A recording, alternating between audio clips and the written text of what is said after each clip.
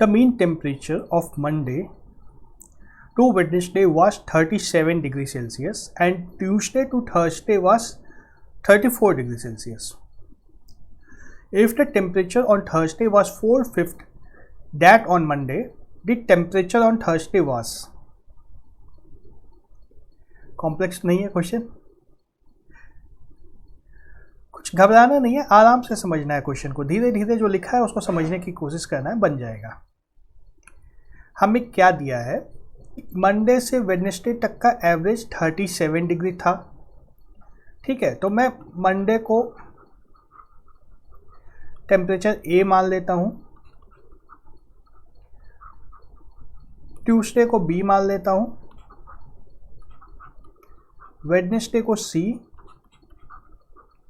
और थर्सडे को डी, ठीक है। हमें क्या दिया है, अब मंडे से वेडनेसडे तक 37 डिग्री सेल्सियस था, मतलब इन तीनों का एवरेज 37 डिग्री सेल्सियस था। इसका मतलब क्या हुआ, इन तीनों का सम a प्लस बी प्लस सी कितना था, 37 इंटू 3 था, जो कितना हो जाएगा 111 होगा ना। कुछ स्पेशल नहीं कर रहा हूँ मैं, जो क्वेश्चन में दिया है उतना ही कर रहा हूँ। और क्या दिया है, ट्यूसडे से थर्सडे तक 34 डिग्री था, मतलब ट्यूसडे से लेके, यहाँ ट्यूसडे बी से स्टार्ट हुआ, यहाँ से लेके थर्सडे तक का अगर ले तो टोटल टेम्परेचर का सम कितना हो जाएगा, B plus C plus D. इसका एवरेज हमें दिया है 34 डिग्री सेल्सियस, मतलब इसको 3 से गुना कर देंगे तो सम आ जाएगा, है ना। हमें पता है ना, sum is equal to average into N, जितने नंबर्स का एवरेज है उसको अगर एन से मल्टीप्लाई कर देंगे तो सम मिल जाएगा। तो यह कितना दिया है हमें, 34 इंटू 3 102 डिग्री सेल्सियस, ठीक है। कॉम्प्लेक्स हो रहा है, चार वेरिएबल आ गया है, 1 2 3 4, कोई बात नहीं। इसके बाद देखो कितने आराम से सिंप्लीफाई हो जाएगा ये। अगर इन दोनों का मैं डिफरेंस ले लेता हूँ, डिफरेंस मतलब इसको माइनस कर देता हूँ ऊपर वाले में से, तो b में माइनस हो जाएगा, c में भी माइनस होगा, d में भी माइनस होगा, 102 में भी माइनस होगा। तब क्या हो जाएगा हमारा, ये यहाँ पे प्लस b था, यहाँ माइनस b था, दोनों कैंसिल हो गए, यहाँ प्लस c है, यहाँ माइनस c है, कैंसिल हो गए। तो हमारे पास बचा क्या, बस a minus D, a minus D is equal to 9 degree Celsius. अब तो आसान हो गया ना, दो ही वेरिएबल है। और क्या दिया है, temperature on Thursday was 4/5 that on Monday, मतलब मंडे को जो था उससे 4/5 था थर्सडे को। मंडे को कितना था, मंडे को था हमारे पास a, हमने यही माना था। तो थर्सडे को जो था d, थर्सडे को कितना था d, तो हमारे थर्सडे को जो टेम्परेचर था d, ये क्या था, मंडे को जो था उसका 4/5 था, है ना, 4/5 गुना a। तब हमें मिल गया थर्सडे का भी टेम्परेचर। अब इस d को जब यहाँ रख देंगे हम लोग, तो हमारा एक और वेरिएबल खत्म हो जाएगा, a minus 4/5a is equal to 1/5a is equal to 9। यहाँ से हमें आराम से a मिल गया, 9 इंटू 5 45 डिग्री सेल्सियस, जो कि था मंडे का टेम्परेचर। अब पूछा गया है थर्सडे का टेम्परेचर, अब तो कुछ भी मुश्किल नहीं रहा ना, 4/5 गुना 45 is equal to 36 degree Celsius. आया, कुछ मुश्किल था, 36 हमारा ऑप्शन डी है। अब इसको अगर और ऑप्टिमाइज करना हो, क्वेश्चन तो यहाँ तक बन गया, इसको और शॉर्ट में कैसे करेंगे हम लोग, यह सब तो मेंटली करने की बात है। सीधा सीधा यहाँ पे आ जाना है ना, सीधा सीधा हमें यहीं पे आना है और तो कहीं जाना नहीं है। यहाँ आने के बाद ये d को मैंने जो लिखा 4/5a, यहीं पे अगर लिखता a is equal to 5/4d, ऐसा भी लिख सकता था ना, a is equal to 5/4d। अगर और यहाँ पे मैं a की वैल्यू डाल देता इसमें, तो मुझे सीधा d मिलता। क्या मिलता करके देख ले। यहाँ तक आने के बाद हमें क्वेश्चन में दिया हुआ है d is equal to 4/5a, इसका मतलब यह भी हो गया कि a is equal to 5/4d। अब इस ए की वैल्यू यहाँ पे डालनी है मुझे, ये नहीं होगा, ये हटा दो, ये पिछले स्टेप से बच गया है। हाँ, अब यह ए की वैल्यू मुझे यहाँ डालनी है। ए की वैल्यू है 5/4d माइनस डी, ये कितना हो जाएगा 1/4d is equal to 9 degree Celsius, D is equal to 36 degree Celsius. एक स्टेप कम हुआ। ठीक है, ऐसे ही जब धीरे धीरे और एक्सपीरियंस आ जाएगा ना, तब सीधा ये स्टेप भी लिखने की ज़रूरत नहीं है, ये दोनों लिखने की ज़रूरत नहीं है, सीधा दोनों को हम लोग माइनस कर देंगे, सीधा दोनों को माइनस करेंगे और हमारा इक्वेशन यहाँ पे लैंड करेगा डायरेक्टली। ये जो कुछ भी किया है कुछ खास तो किया नहीं है, पहले को मल्टीप्लाई किया है 37 को 3 से मल्टीप्लाई किया है, 34 को भी 3 से मल्टीप्लाई किया है, और BC कैंसिल हो रहा है, ये सब कुछ मेंटली हो जाएगा, सीधा हम लोग यहाँ पे लैंड कर जाएंगे। फिर क्वेश्चन कितना छोटा होगा, कोई शॉर्ट ट्रिक नहीं लगाना है, जो है प्रोसेस उसी से चलना है। हमारा नेक्स्ट क्वेश्चन है, Suresh borrowed ₹800 at 6% and Naresh borrowed ₹600 at 10%. After how much time will they both have equal debts at simple interest? यह तो आसान कर दिया गया, क्वेश्चन में दिया है सिंपल इंटरेस्ट की ही बात करनी है। ठीक है, तो अब इसमें क्या मुश्किल है, कोई मुश्किल नहीं है, हमें सिर्फ 800 पे जो इंटरेस्ट होगा और 600 पे जो इंटरेस्ट होगा, यह दोनों को निकाल देना है। टाइम हमें पता नहीं है, रेट हमें पता नहीं है, न रहे पता, टाइम को हम लोग मानते हैं t, रेट को मानते हैं r, सब कैंसिल आउट हो जाएगा, कोई दिक्कत नहीं है, आसानी से बनेगा ये। हमें ना टाइम पता है ना रेट पता है, हमें सिर्फ पता है अमाउंट, और सॉरी रेट हमें पता है, रेट तो पता है, सिर्फ टाइम नहीं पता है, तब एक ही वेरिएबल है, तब तो कुछ प्रॉब्लम ही नहीं है। टाइम t के बाद हम लोग मान लेते हैं जो क्वेश्चन में दिया है ऐसा हो जाता है। ऐसा हो जाता है का मतलब हुआ 800 जिसने बोरो किया सुरेश ने, सुरेश को कितने पैसे इंटरेस्ट में देने होंगे, 800 इंटू टाइम इंटू रेट 6/100, यह इंटरेस्ट हो गया, प्लस 800 अगर कर देंगे तो सुरेश का अमाउंट आ जाएगा, सुरेश का अमाउंट आ गया। इसी तरह से हम लोग नरेश का भी तो अमाउंट निकाल सकते हैं, 600 गुना t गुना 10/100 प्लस 600, यह कर दिया तो अमाउंट आ गया। अब पूछा गया है कि they will both have equal debts, equal depth मतलब ये दोनों बराबर हैं, यही है ना, और तो कुछ नहीं है क्वेश्चन में। अब तो एक सीधा सीधा इक्वेशन है, उसको सॉल्व करना है, वेरिएबल भी एक ही है, t है हमारे पास, इसको सॉल्व कर देना है, आ जाएगा। करके दिखा दूं, चलो कर लेते हैं। 600 को इधर ले आएंगे, इसको उधर ले आते हैं हम लोग, तो 800 माइनस 600 इज इक्वल टू 200 हो गया लेफ्ट साइड का, और राइट साइड में क्या हुआ 600 गुना t गुना 10/100 माइनस 800 गुना t गुना 6/100। इसमें से मैं कॉमन ले लूँगा, कॉमन क्या लूँगा t/100, अच्छा 00 कटा देते हैं ना, पहले ही ख़त्म हो जाएगा, तो मैं अब t को कॉमन लूँगा, ये 0 तो कट गया, t कॉमन ले लिया, इधर क्या आ गया है 6 × 10 60 माइनस 8 × 6 48, ये कितना होगा 12t, मतलब क्या हुआ 12t इज इक्वल टू 200, यहाँ से आराम से आ गया t is equal to 200 divide by 12, यह कितना हो जाएगा 100/6, और 100/6 तो याद होना चाहिए कितना होता है, 100/6 होता है 16/2/3, ऑप्शन डी। ठीक है, कुछ स्पेशल नहीं किया इसमें भी, जो हमारा सीधा सीधा फॉर्मूला था, simple interest is equal to principal into rate into time divide by 100, इसी फॉर्मूला को यूज़ किया। अब यह फॉर्मूला याद नहीं है तब तो बात नहीं बन पाएगी, अगर याद है तो बात बन जाएगी। अब यह चीज़ मैंने इस तरह से लिखा है ना, यह चीज़ मैंने इस तरह से लिखा, मान लो इसको इस तरह से नहीं लिखता मैं, दूसरा तरीका जो है इसको भी देख लो, एक स्टेप कम होता है इस तरीके में, ज़्यादा कोई फ़र्क तो नहीं पड़ता है, प्रोसेस तो सारा यही है, फॉर्मूला भी यही है, इक्वेशन भी यही बनेगा, सिर्फ एक स्टेप का फर्क पड़ेगा। देखो क्या है, सुरेश का प्रिंसिपल है 800 रुपये और नरेश का प्रिंसिपल क्या है 600 रुपये, और हमें कहा जा रहा है दोनों का डेप्ट बराबर होना चाहिए। मतलब इसको अगर इंटरेस्ट x है तो इसको इंटरेस्ट x प्लस 200 होना चाहिए ना, तभी तो दोनों का डेप्ट बराबर हो जाएगा 800 प्लस x।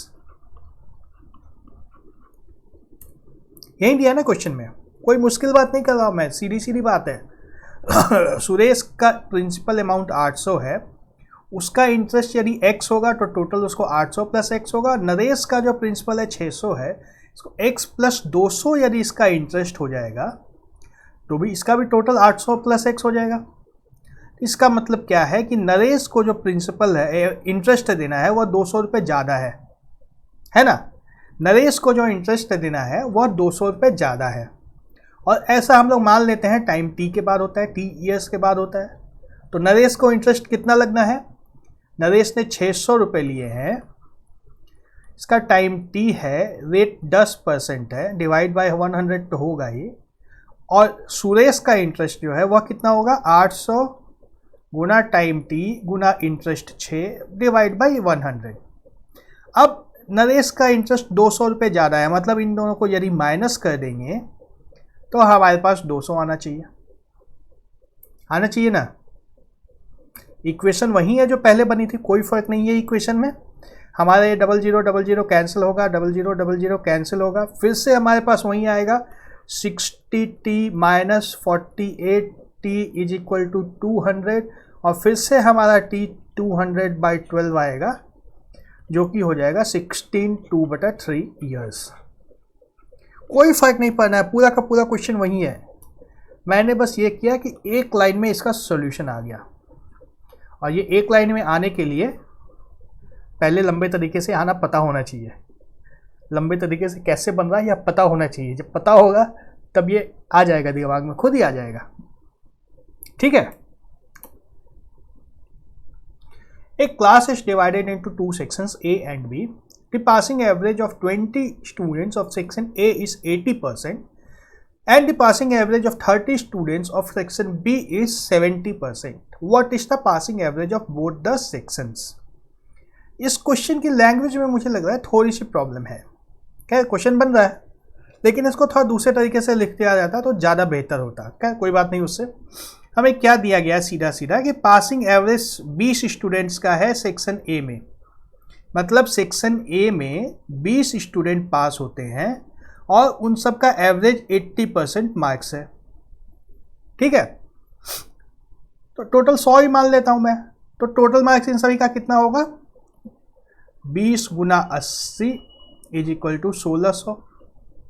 ठीक है ना, 20 स्टूडेंट ने पास किया, सभी ने 80 नंबर लाए थे, मतलब मैंने मान लिया कि 100 नंबर का ही एग्जाम था। 200 400 600 x कुछ भी मानते तो आंसर तो वहीं आता, कोई फर्क नहीं पड़ता है। तो सेक्शन ए में 20 स्टूडेंट ने पास किया, उनको 80 नंबर मिले थे, तो टोटल मार्क्स सेक्शन ए के हो गया 1600। इसी तरीके से सेक्शन बी के अगर निकाल दें तो सेक्शन बी में क्या दिया है 30 स्टूडेंट ने पास किया है, इनका एवरेज 70% है। सेक्शन बी है तो ए से तो पीछे ही रहेगा ना। इनका टोटल कितना होगा 30 गुना 70 इज इक्वल टू 2100। अब ये 30 और 20 जो टोटल 50 स्टूडेंट है, इनका एवरेज निकाल देना है। इनका एवरेज निकालने में क्या मुश्किल हो सकती है, कुछ भी नहीं। क्या हो जाएगा एवरेज, टोटल कर देना है, total marks divide by number of student. यह कितना आता है 1600 plus 2100 divide by 50 is equal to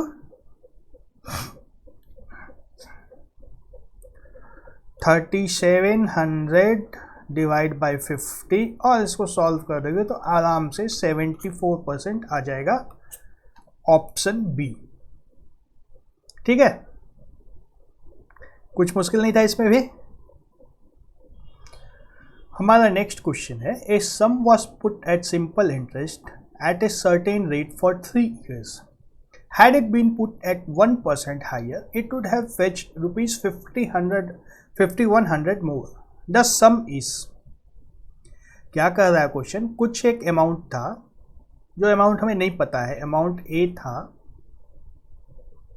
इसको सिंपल इंटरेस्ट पे लगाया गया जिसका रेट भी नहीं पता है, मान लिया R% पे इसको लगाया गया, तो इस पे कुछ इंटरेस्ट मिला आई, है ना, या ए नहीं पी मान लो, पी मान लेते हैं। यहाँ पे प्रिंसिपल, हमारे पास प्रिंसिपल अमाउंट पी था, उसको R% पे लगाया, इंटरेस्ट आई मिला।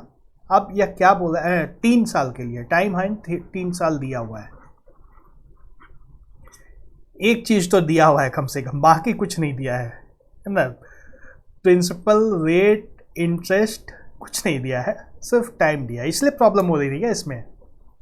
सब कैंसिल हो जाएगा, कोई परेशानी नहीं है इसमें। फिर हमें क्या दिया है, अगर P को ही R+1% पे लगा दिया जाता तो ये इंटरेस्ट जो है आई, यह 5100 रुपये बढ़ जाता, है ना। इंटरेस्ट जो आई था यह 5100 बढ़ जाता, कितने समय में, उसी 3 साल में, है ना।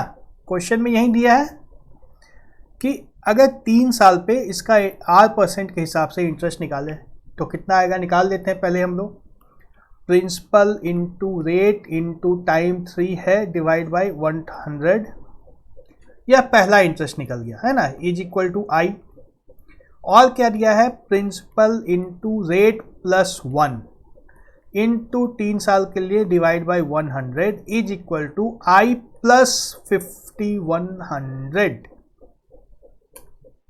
यही पूछा, दिया गया है ना क्वेश्चन में, इसके अलावा तो कुछ भी नहीं दिया है। ठीक है, अब आ जाओ, इस i के जगह पे ये i जो है p इंटू आर इंटू 3/100 है, तो इस i के जगह पे यही वैल्यू डाल दें, p into R plus 1 into 3 divide by 100 is equal to p into R into 3 divide by 100 plus 5100। यही इक्वेशन आ रहा है। अब इसको लेफ्ट में ले आता हूं, देखो यहाँ पे सारी की सारी प्रॉब्लम इस इक्वेशन को सॉल्व करने की है। इक्वेशन उतना मुश्किल नहीं है, सारी परेशानी इसको देख के डर लग गया है, उसके अलावा तो कुछ नहीं हुआ ना। ये इक्वेशन बड़ी कॉम्प्लेक्स ही आ गई है, देख करके डर लग गया, इसलिए सॉल्व भी नहीं हुआ। देखो अब मैं इसको सॉल्व कर देता हूँ, देखो डर खत्म करना है, क्वेश्चन तो सॉल्व कैसे भी होगा ही। देखो ये जो है इसको मैं फिर लेफ्ट में ले आता हूँ, p into 3/100 into R plus 1 था, ये लेफ्ट साइड को मैंने इस तरह से लिखा है इसको, और राइट से जब इसको मैं लेफ्ट में लाऊंगा तो क्या होगा, p into 3/100 into R is equal to 5100, है ना। अब p इंटू इसको फिर एक्सपेंड कर दूं, p into 3 into R by 100 plus p into 3 into 1 by 100 minus p into 3 into R by 100 is equal to 5100। जो ऊपर लिखा था उसी को मैंने फिर से लिखा है, कुछ नया तो नहीं किया यहाँ पे।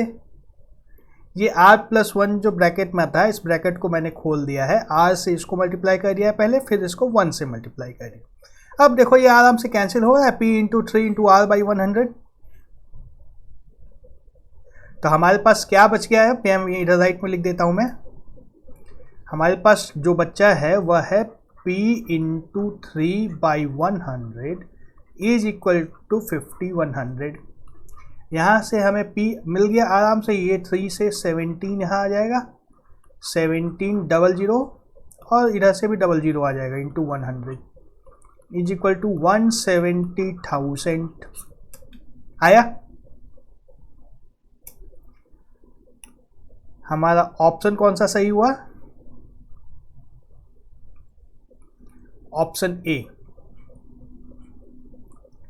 कुछ मुश्किल नहीं था ना, सिर्फ दिमाग में डर लग गया था, इक्वेशन ये कैसा बन गया है, ये इक्वेशन बड़ा भयानक सा बन गया है, इससे डर लग गया, इसके अलावा कुछ भी नहीं हुआ था। अब बन गया, समझ में आ रहा है? ये बड़ा ही फेमस क्वेश्चन है, potato paradox. Nihal bought 100 kgs of potato which consisted of 99% water. After drying, the potatoes were left with 98% water. What is the new weight of the potatoes? कुछ पोटैटो आलू खरीद के लाता है, वह 100 किलो रहता है वो पहले, और 100 किलो जब सूखने लगता है तो उसके बाद वह उसमें पानी की मात्रा रह जाती है 98%, है ना। जब वह आलू सूख जाते हैं तो उसमें पानी की मात्रा रह जाती है 98%। तो 99 केजी मारने का बड़ा मन करते रहता है हम लोग का, लेकिन ये गलत है, 99 केजी नहीं मारना है, इसको सॉल्व करना है। ऐसे क्वेश्चन हम लोग पहले भी सॉल्व कर चुके हैं, है ना। पहले पोटैटो में 99% वाटर था, जो कितना था 99 केजी, यही है ना। और अदर मटेरियल जो भी था वो 1% था, मतलब 1 केजी था। अब ये 1 केजी जो है टोटल वेट का 2% हो गया, चूंकि 98% तो वाटर है। सूखने के बाद आलू का जो भी वेट है, आलू का जितना भी वेट है सूखने के बाद, उसमें से 1 केजी ये ड्राई मैटर है, जो 1 केजी जो है ये 2% है ना। 2% of weight is equal to कितना है, यह 1 केजी। ये जो 1 केजी था यही है, ये 2% हो गया। 98% तो वाटर है, अब 98% वाटर है तो दूसरा जो 1 केजी है इसका परसेंटेज निकालेंगे तो 2% होगा, मतलब 2/100 गुना weight is equal to 1 kg, यह 50 आ जाएगा। ये weight is equal to 1 × 50 is equal to 50 kg. Question उतना मुश्किल नहीं है, मुश्किल है इसको हजम करना, इसीलिए इसका नाम रखा गया है पोटैटो पैराडॉक्स। अगर सॉल्व करोगे तब तो आराम से 50 केजी आता ही है, कुछ भी इसमें नया नहीं है। सॉल्व किए बिना बंद करता है कि अच्छा ये तो बहुत आसान है, 100 किलो पहले था अब 98 है, 1 किलो कम हो गया 99 मार दो, और वहीं पे परेशानी आ जाती है। हमारा आंसर है 50 केजी। कैसे है, समझ में आ रहा है ना। जल्दबाजी नहीं करना है, क्वेश्चन को देखना है, समझना है, फिर उसको सॉल्व करना है।